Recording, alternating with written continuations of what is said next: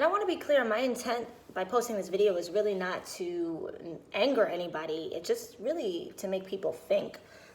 Do I believe that people who are extremely fearful of this pandemic and of this global crisis that we're enduring, do I believe that they are, genuinely fearful? Absolutely. People are very, very, very scared right now.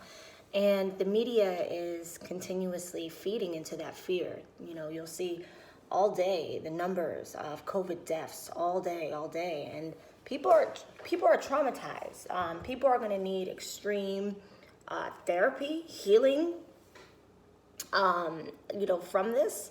And lives are being affected on every level. Children are not able to have, normal lives. Things as simple as being able to play with their friends and things like that. So this has affected people on a deep level, on an emotional level, on a physical level, a psychological level, on every level, this pandemic that we are collectively going through.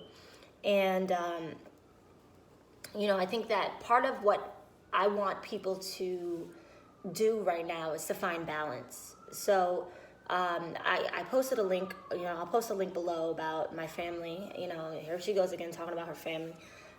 My family survived, my mother specifically and my cousins, aunts and uncles survived a coup d'etat in Liberia, West Africa. That's where half of my family is from, Liberia.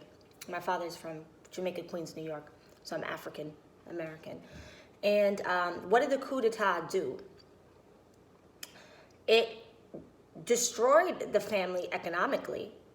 Often during crises, what Americans may have to face is they seize your bank account. So you have no access to your money whatsoever. All of the funds that you have saved, in your checking account, whatever, you have no access to it. What else do they do? In Liberia, they killed off, the leadership. They killed off the politicians. And so even it will draw somewhat of a level playing field between the haves and the have-nots, because a crisis makes the haves have-nots, right? What do the people who have been traditionally have-not have in their favor during an economic crisis? They've learned to be in survival mode, which likely will give them an advantage because they've been able to survive off of very little.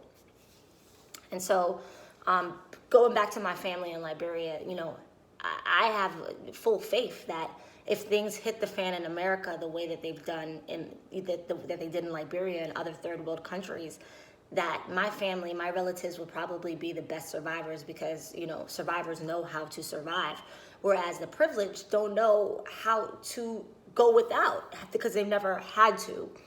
And so right now, if you can see, I guess, the good in certain things that are unfolding, we're on the brink of leveling the playing field. We'll start with that. A lot of things that we've come to know are no longer going to be. And, I think it's bizarre. Anybody who has the time right now to invest their energy or their time into things that are, extraordinarily frivolous, that's a luxury that you just don't afford to you can't afford to have right now. Now, another point, that I want to make is with my YouTube video, I think that a lot of times people have become content with very unfair and unjust situations because they don't know anything else. You grow up in poverty all your life and you have no exposure to, the finer things of life. You're going to think that a crumb is a lot, right? That's part of the conditioning that they don't really want you to have much. And so they get you very accustomed to living off of crumbs. And they get you very accustomed to deprivation, right? However, how do you find balance between deprivation and appreciation? How do you find that balance? Because on one end, you may be like, I'm worth way more than the crumbs that you're attempting to get me accustomed to. And that very sentence alone would create the impression that you're not grateful, right? Just that very sentence alone would make people think, wow, here's somebody who's very entitled. Or that sentence from another perspective could say, here's somebody who is very well aware of what they bring to the table and the fact that they are deserving of abundance and prosperity and all of those things. So it really depends on whose perspective we're tapping into. But back to this whole global pandemic, we've become accustomed to being told what to do, and it's based off of our health, right? People will do anything for health and safety. Okay, I have to be on an enforced house arrest, so to speak, because that's kind of what this social distancing, stay-at-home quarantine is all about. It's like a forced house arrest, and nobody's really speaking out against it because you look, crazy if you are saying this is against our human rights. This is against our rights as global citizens. You look crazy to them because they're like we're facing a health crisis, a pandemic. How dare you have that perspective that this is against your human rights when we're looking out for you? And the travel ban, people will be like, well, why would you want to travel during a global pandemic? This is pretty much the sentiment, the overall general sentiment of people. But I'll put it like this, AIDS has been a pandemic for a long time. And to me, this is the equivalent of the government telling people who they can and cannot sleep with, or checking to see if they, are wearing condoms and things of that nature. I mean, I think it's an imposition, and it's a total. It's like they're trying to sun humanity. You know what I'm saying? Like, you can't play God because God gave us free will, right? So you're trying to play God in masking it as if you're looking out for humanity, but God gave us free will. God said, look, I gave you a mind to be an independent thinker. That means that you can choose to do right or you could choose to do wrong. You can choose to value your life or you can choose not to.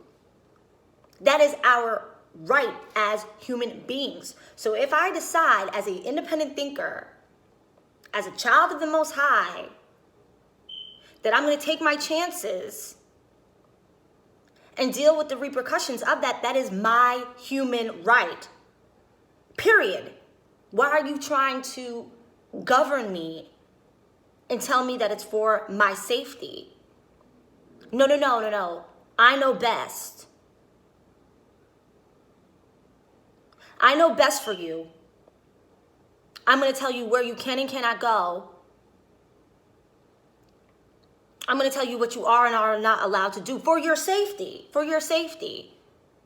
Pedophilia has been a tremendous issue globally and domestically. FBI has found huge rings of pedophilia.